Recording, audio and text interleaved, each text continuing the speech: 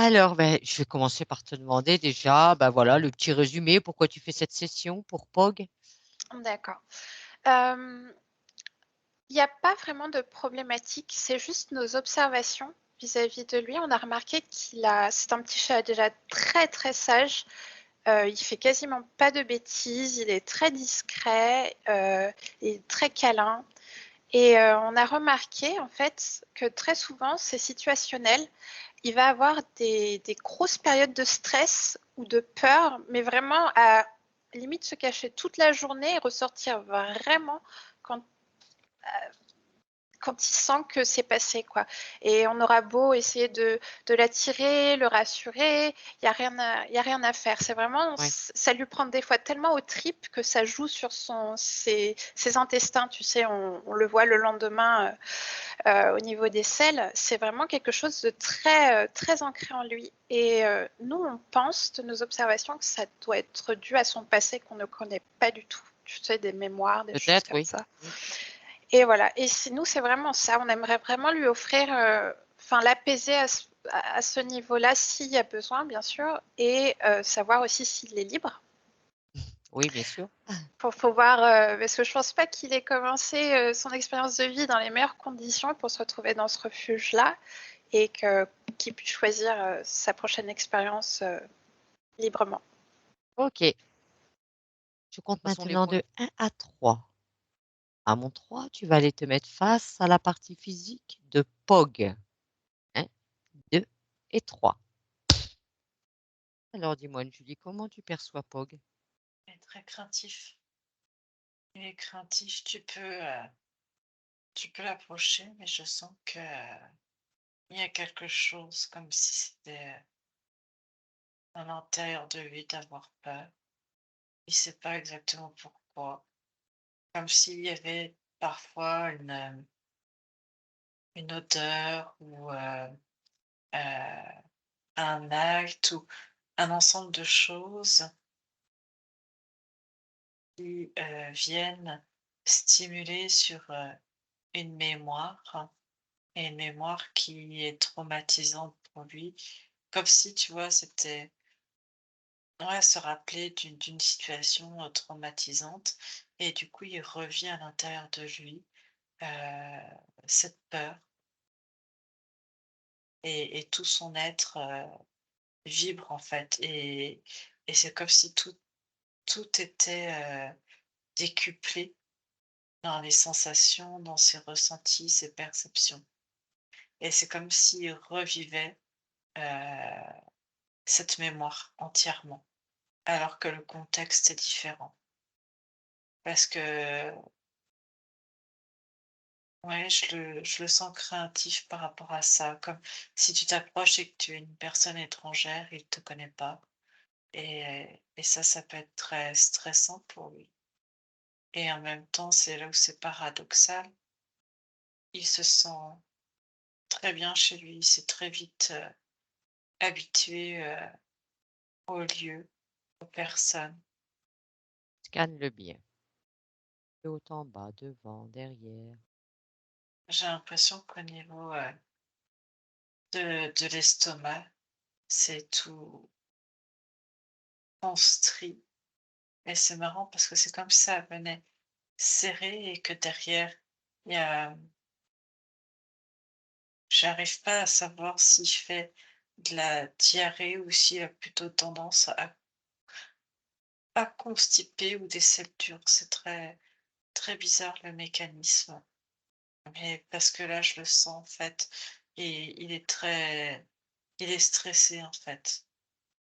Ta présence le stress?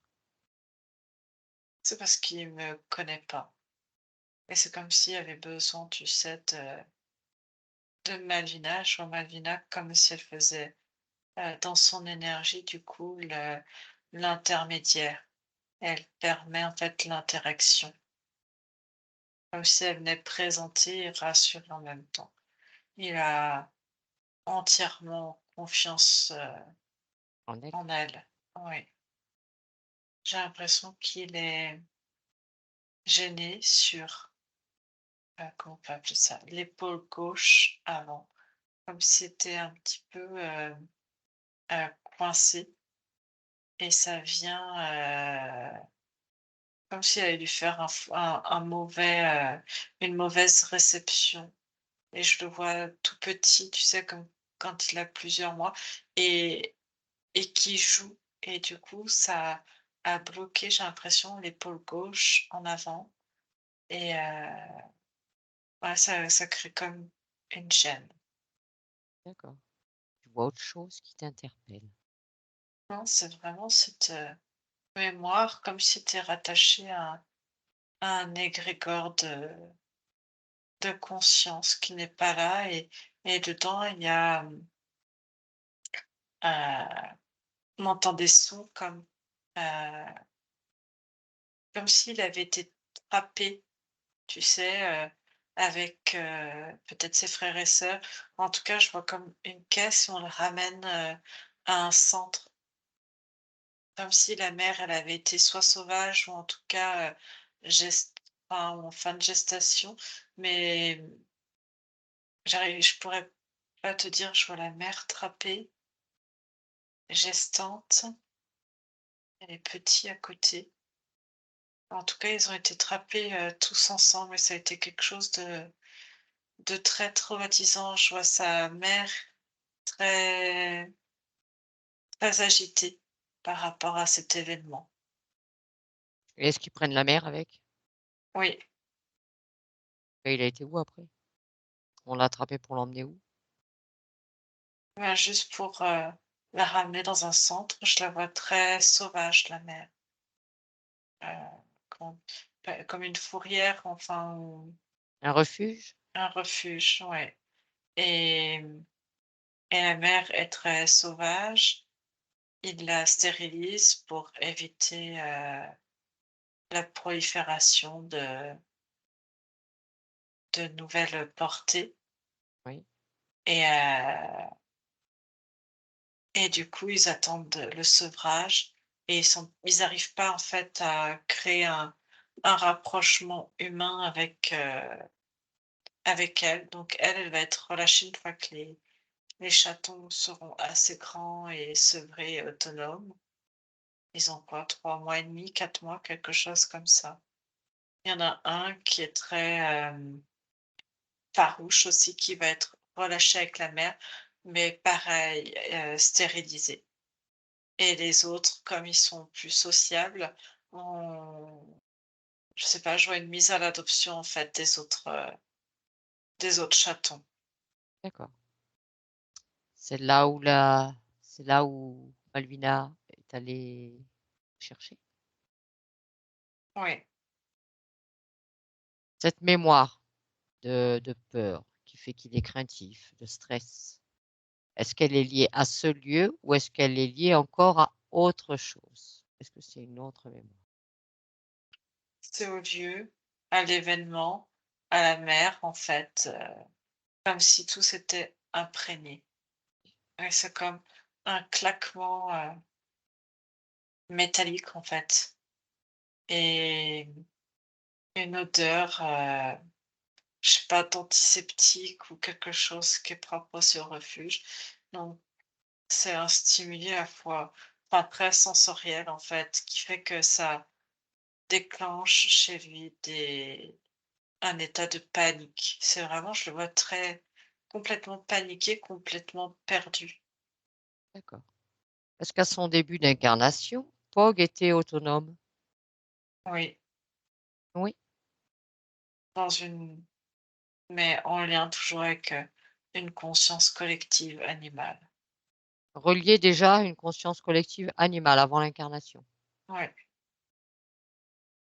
Il a fait plusieurs incarnations en tant que chat? oui D'accord. et pas que. C'est-à-dire? Avant, c'était pas quand tu remontes les lignées, on va dire que sa condition a changé. C'est-à-dire qu'on est passé d'une conscience collective plutôt d'ordre sauvage, avec quelque chose de très, animal, des instincts primaires très très importants. Ouais, vraiment, toujours, dans un milieu félin Et après, je vois ça comme si une lignée, en fait, avait été domestiquée. D'accord.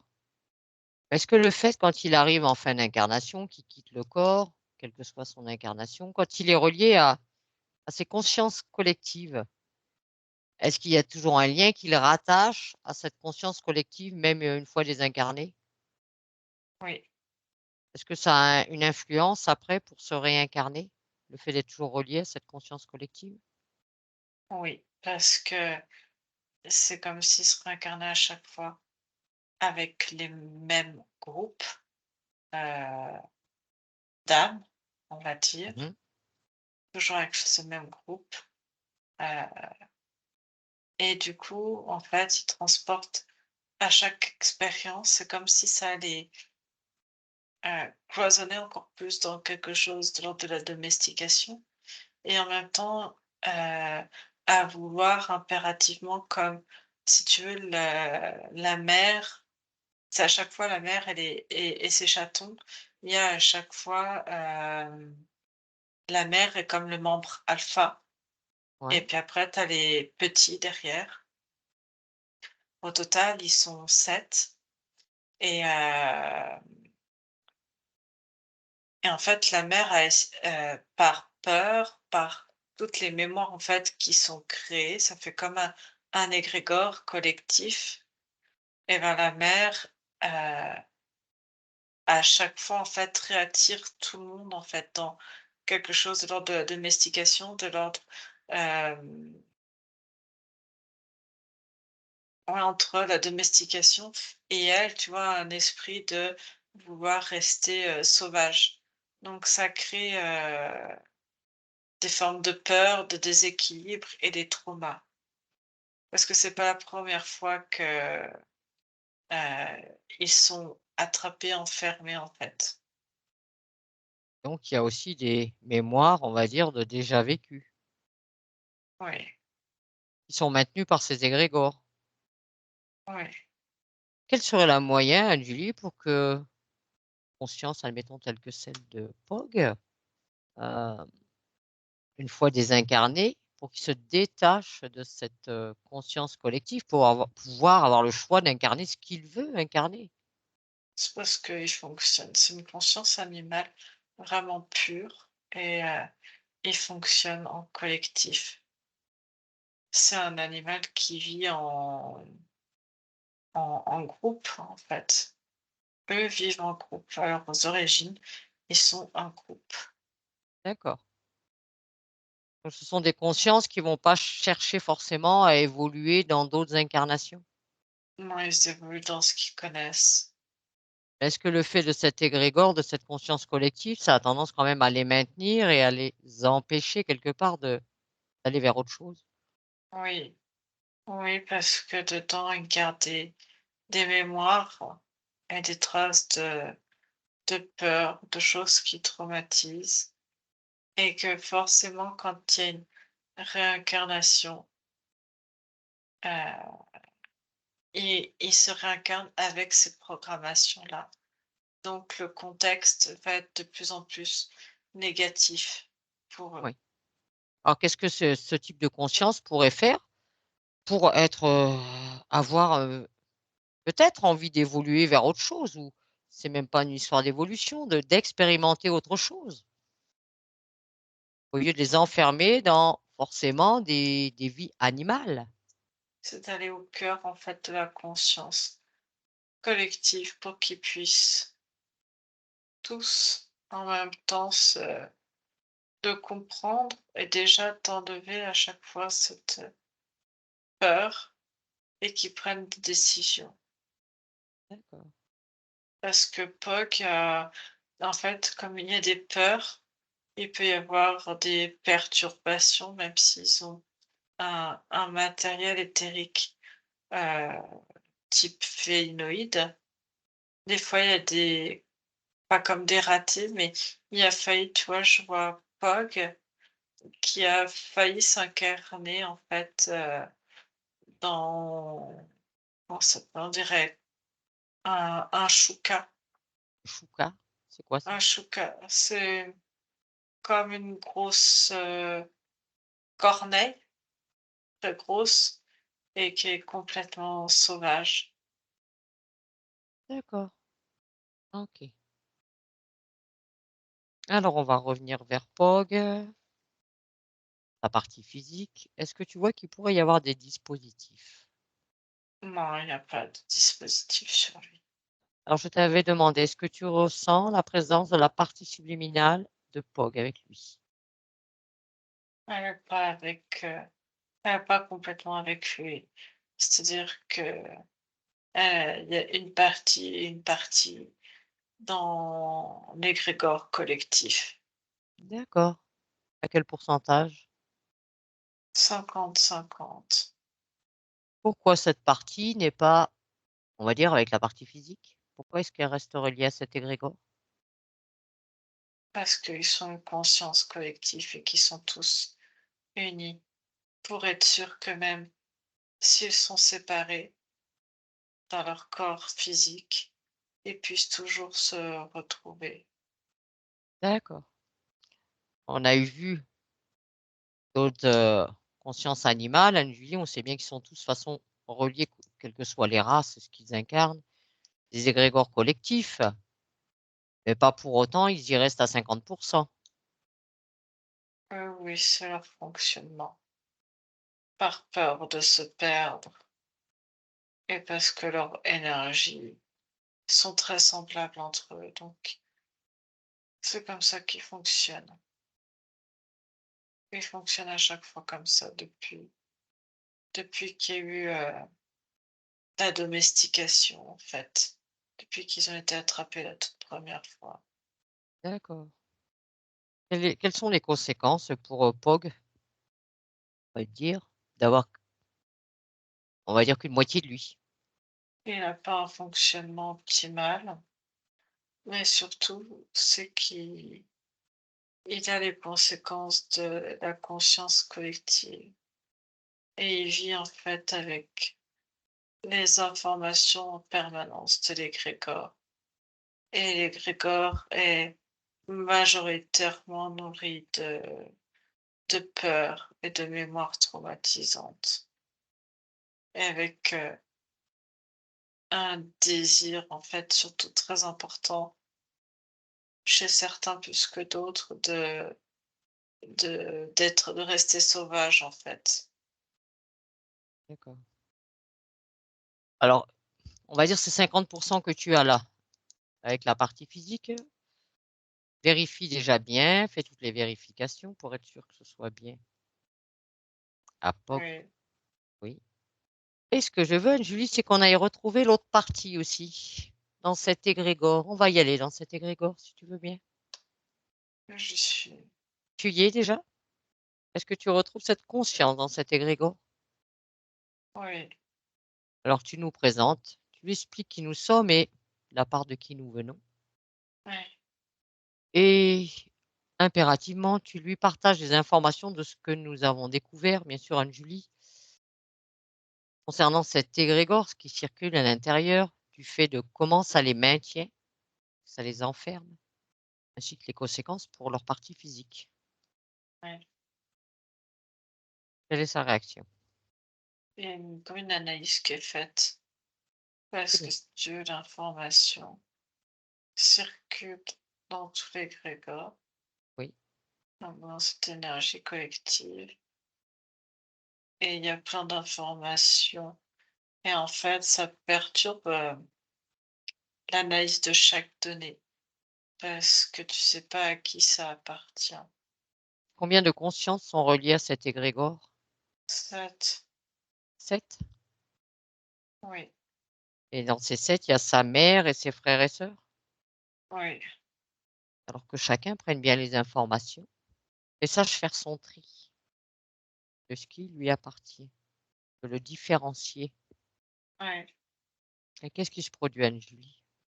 C'est comme s'ils étaient tous connectés, ensemble à, des bruits métalliques importants.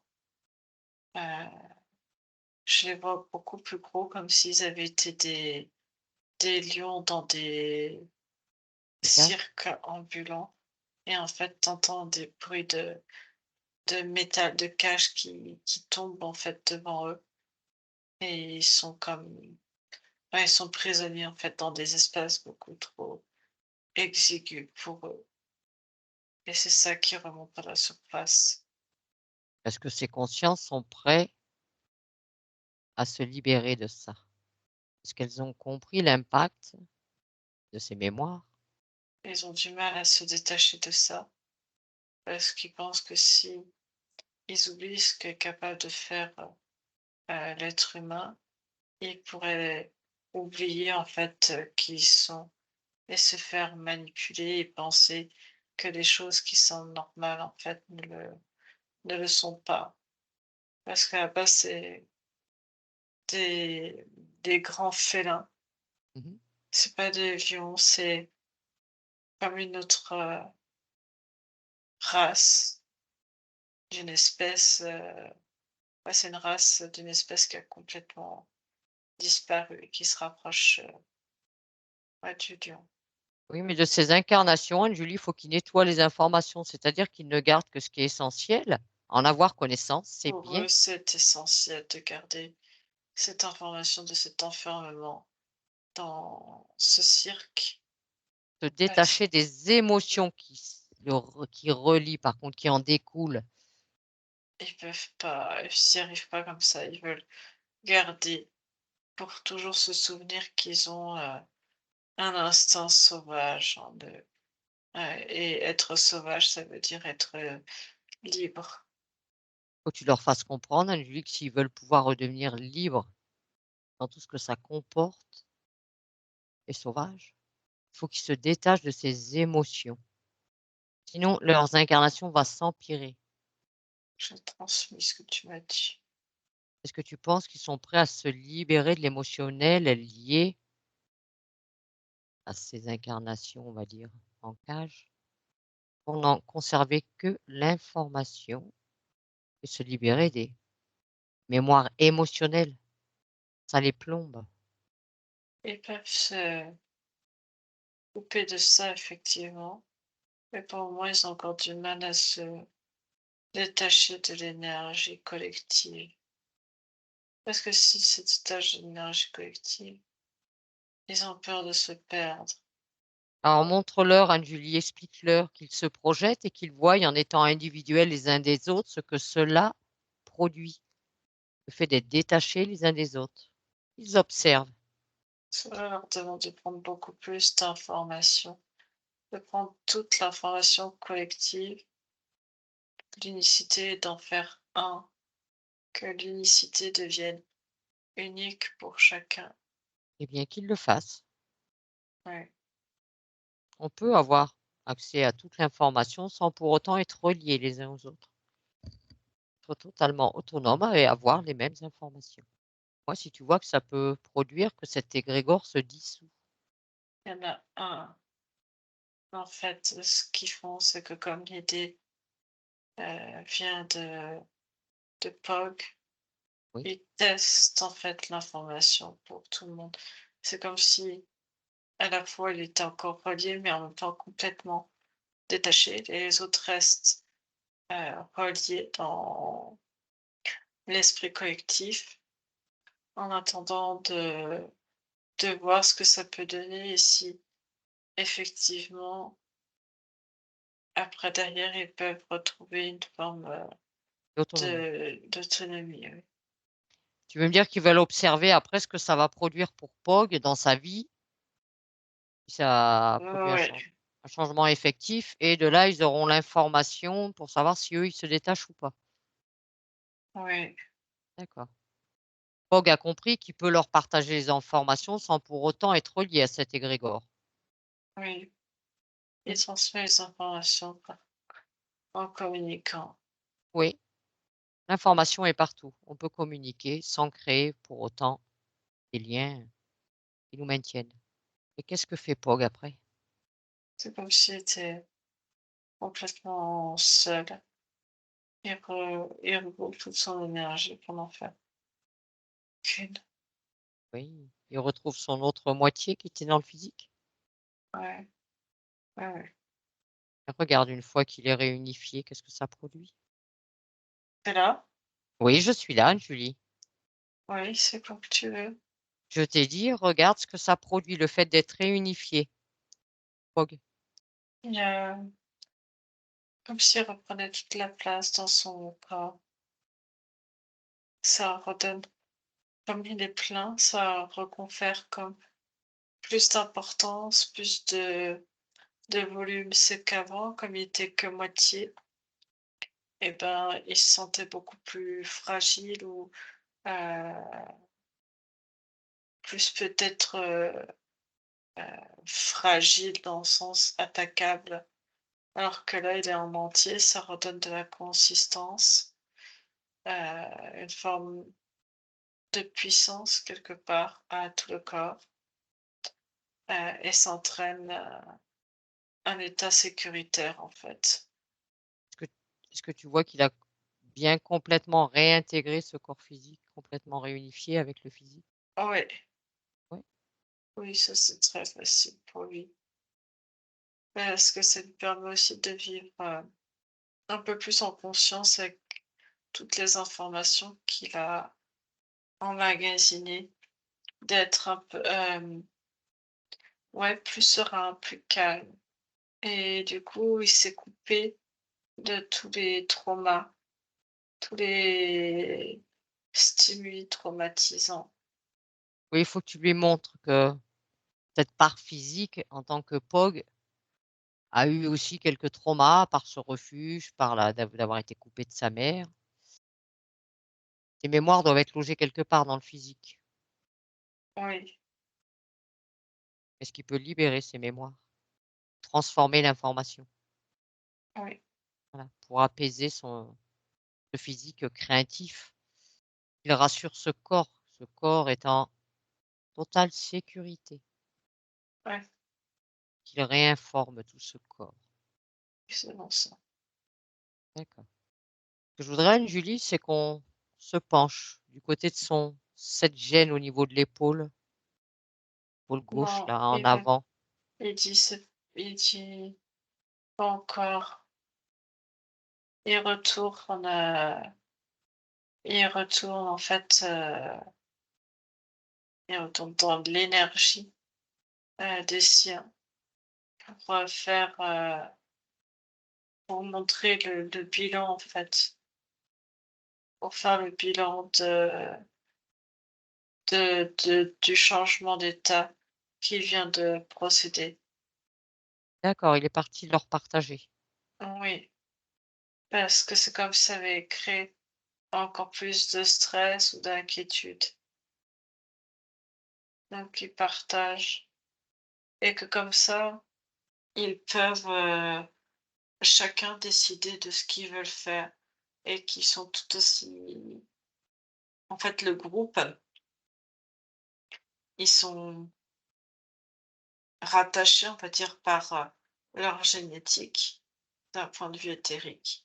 Oui. Donc ils se reconnaissent dans leur dans d'un point de vue collectif Mmh.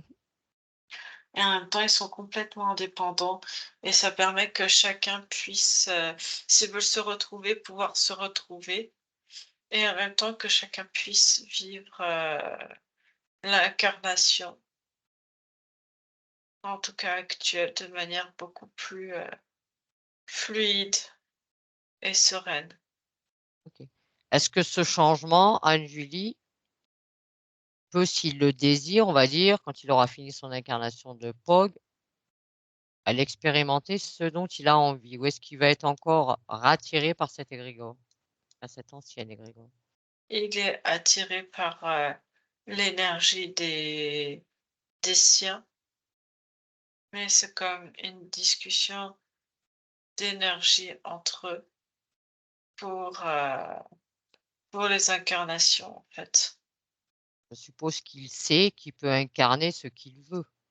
Ouais, Oui. N'est pas limité aux incarnations animales. C'est bon pour lui? oui, Oui. Si tu observes on va dire ces autres consciences, ces 6 autres consciences, vu qu'ils étaient 7, est-ce que tu vois que ils se détachent eux aussi? Oui, chacun va faire en sorte de rééquilibrer, l'organisme. Il y en a beaucoup qui souffraient de peur, de traumatisme. Il y en a certains, qui ont comme par peur, comme des diarrhées, récurrentes. Il y en a qui mangent pas beaucoup, il y en a un qui mange pas beaucoup, qui est très chétif et ça va lui permettre, ouais, de grossir un peu, en fait. Et Et la les mère 2 dont qui sont restés au niveau sauvage, de d'être rassurés quelque part par ce choix-là, parce qu'ils ne cherchent pas le contact avec, oui, l'humain et ils ont trouvé leur coin, en fait. Ils ont leur instinct de survie bien en place, tout leur est territoire. oui, D'accord, OK. Donc on aille quand même retrouver ce lieu, Anne-Julie, ce refuge, voir s'il pourrait encore y avoir des mémoires qui rattacheraient tout ce groupe de chatons et leur mère à ce lieu. Effacer au moins leur mémoire, leurs empreintes de ce passage. eux eux, à leur niveau, ont enlevé dans leur énergie tout ce qui était traumatisant. Donc ils ont plus rien qui les relie à ce lieu. Non, Est-ce que maintenant cette partie subliminale, elle est prête à observer cette épaule? oui, Oui? Montre-lui bien ce que tu as vu oui. et si elle Du peut, coup, ça tirait aussi sur la cage thoracique et les côtes et ça et toi, le fait, d'avoir cette épaule coincée et et la cage thoracique aussi, au niveau des côtes, un peu déplacée et ben, ça venait resserrer, ça venait, manifester le sentiment d'être trop serré, d'être, constrict du stress, en fait, dans le corps physique et ça venait aussi tirer sur, les cervicales, bloquer, bloquer la perception fine, c'est-à-dire qu'au niveau, auditif, comme ça venait tirer, jusque dans la boîte crânienne, c'est comme si ça avait déplacé les conduits auditifs et du coup, au lieu d'avoir un son net et de l'identifier comme tel et ben, un son un peu bruyant était parfois mal identifié et pouvait faire peur, en fait. On en revenait à la même chose. d'accord. Ça vient de là qu'il avait peur, admettons, du bruit de portière de voiture, de trousseau de clés. Ça reste des bruits, tout ce qui est bruit métallique. Est-ce que tu sens que cette peur pourrait être encore présente ou pas, Anne-Julie? Non, Non? Elle a été complètement détruite, cette peur? ouais. Oui? Est-ce que tu sens que l'énergie change? Tu sens le stress relâché, peut-être craintif? Oui, Oui? beaucoup plus détendu, moins, sur le qui-vive tout le temps. Est-ce que cette situation peut être pérenne dans le temps? Oui, Oui? Je veux que tu vérifies une chose, Anne-Julie. Quand, Malvina est, on va dire, son petit nid, son petit environnement, s'il s'habille différemment, le chat a du mal à les reconnaître et il va se cacher. j'ai l'impression que c'est dans à nouveau dans les perceptions, parce qu'ils ont l'image et que les visages sont moins découverts, ça perturbe et s'il y a un changement, dans les habits, de manière brutale, passer de tu vois, des habits d'été qui sont, par exemple, utilisés régulièrement et tu passes à un autre type, d'habits et ben, ça change. Il y a pas la même odeur sur des habits inhabituels. Il y a pas l'odeur qui est imprégnée, on va dire, avec, avec l'odeur corporelle. Mmh. Parce que des habits que tu utilises souvent, même dans un placard, tu touches les vêtements. Donc automatiquement, tu mets une empreinte et le chat voit la subtilité de la marque déposée, de l'odeur. Et que si tu vas prendre quelque chose, au bout d'un moment, la trace, elle diminue et elle s'efface. Alors quand tu touches souvent les mêmes habits, tu as toujours la trace ou tu l'entretiens plus ou moins.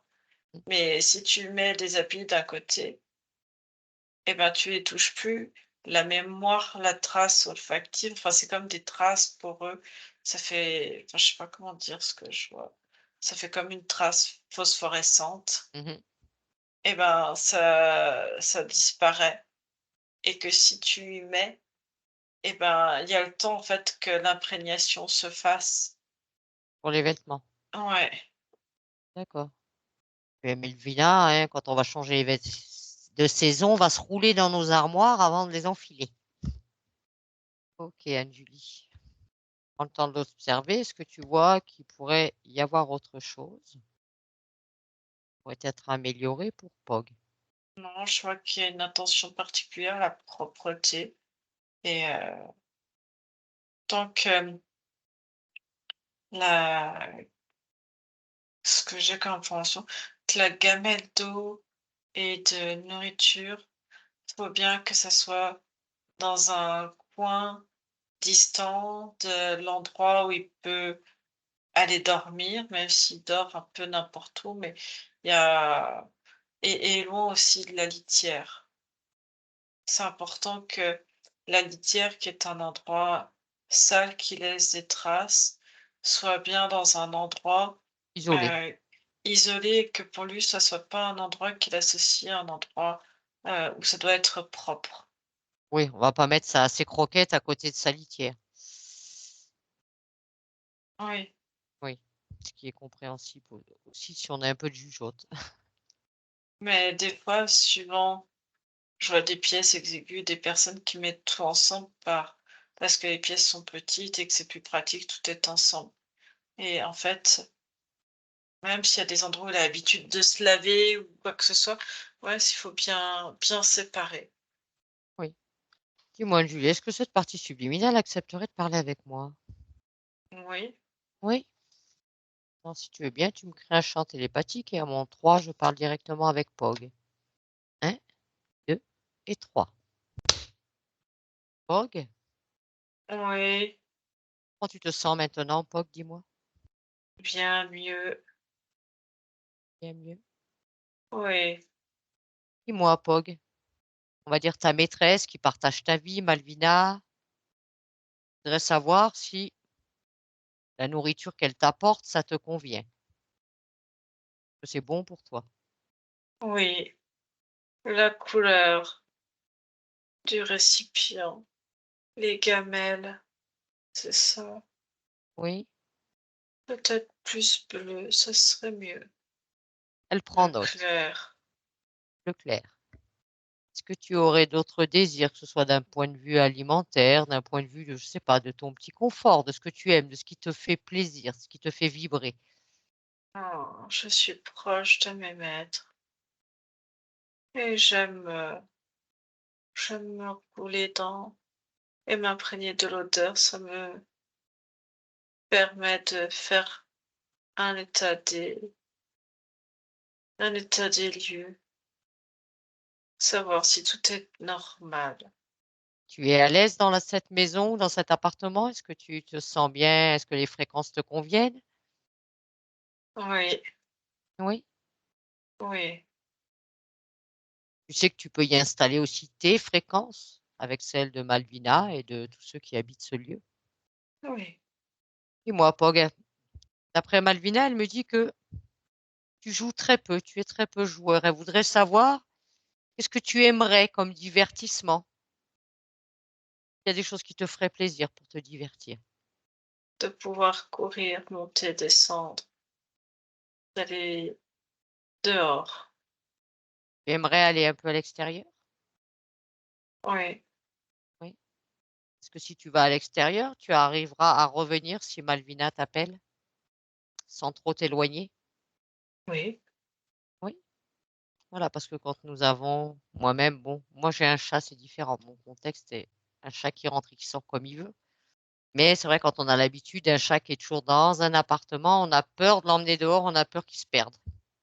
Tu reviendras si Malvina t'appelle? Oui, j'accepte la promenade. Avec une laisse, tu veux dire? Avec un petit collier? C'est ce que vous faites, oui. Certains, oui, certains Un le mettent. harnais. Oui, Un harnais aussi. d'accord. Oui, de toute façon, connaissant un peu Malvina, elle te laissera une bonne longueur de laisse pour que tu puisses avoir du mouvement. D'accord.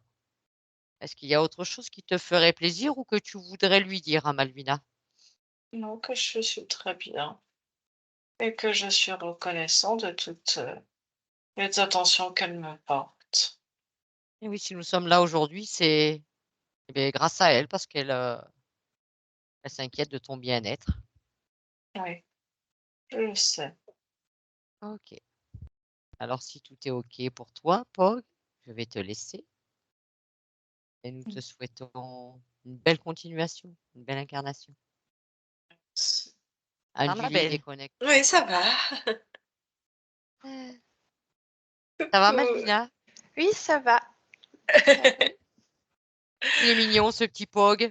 Ah, il est trop chaud. Je l'ai bien reconnu. Petit pépère. Des Ah, il est mignon. gamelles bleu clair, attention. C'est très Bleu précis. clair. Ah, je sais pas, pourquoi t'as des gamelles bizarres? Enfin, Non, non, la gamelle de croquettes, c'est de la céramique ou de la porcelaine, je c'est saurais te blanc? dire. Ouais, c'est blanc Peut-être. avec des petits Il dessins aime bleus. pas. Oui, c'est D'accord. ça. Ouais, parce que je sais pas ce que j'ai comme information. Je vois un truc blanc et attends, il y a un truc blanc, puis il y en a un autre qui est plus foncé, c'est Oui, ça? ouais, la gamelle d'eau, c'est de Et l'inox. et oui, et je sais pas, oui, du bleu, Un j'en petit sais kit bleu rien. clair. Bleu clair, il a précisé. Bleu et clair. Ouais, c'est bientôt son anniversaire, donc on va changer tout ça. Et puis il Après, je sais pas, hein, acceptera un... pourquoi il mange pas bien dans ses gamelles? Ou il mange peu? Ben si, non, il mange correctement, ni trop, ni pas assez, mais c'était... Je sens que des fois, il aimerait autre chose, mais il est il mange très peu de choses différentes. Dès qu'on lui propose autre chose, il le boude et ça l'intéresse pas du tout. Bah, regarde peut-être effectivement si la couleur du récipient Ouais, peut peut-être changer. Moi, ce que j'ai comme couleur, c'est un bleu ciel, tu sais. ouais, d'accord. Un bleu, ouais, un petit bleu doux, là. Ok, c'est noté. Ah, disons que Malvina m'avait dit que si, voilà, s'il y avait des choses qui pouvaient lui faire plaisir et Oui, tout, lui demander. Je Donc, sais j'ai pas, ouais. demandé qu'est-ce qui pourrait lui faire. Voilà, la couleur de ses plats, bleu. Alors, il a commencé par dire bleu, puis après, il a dit bleu clair. Ah, c'était Oui, très drôle. ouais, peut-être, ouais, parce que peut-être que si c'est pas le bleu, un bleu spécifique ou quoi que ce soit, peut-être que oui, c'est pas la même fréquence ou la même couleur pour eux. Dans et ce qui Il peut aime être ça. beaucoup le après, bleu. voilà. Il aime Et il beaucoup le aime. bleu? Ouais. Et Ah, il a dans son petit panier, je lui mets tout le temps une petite serviette et si c'est pas la serviette bleue, il n'y va pas. ah. C'est pas anodin, c'est pas anodin. Voilà. Ah bah t'as reconnu ton petit Pog alors. Ah oui, tout à Voilà. fait.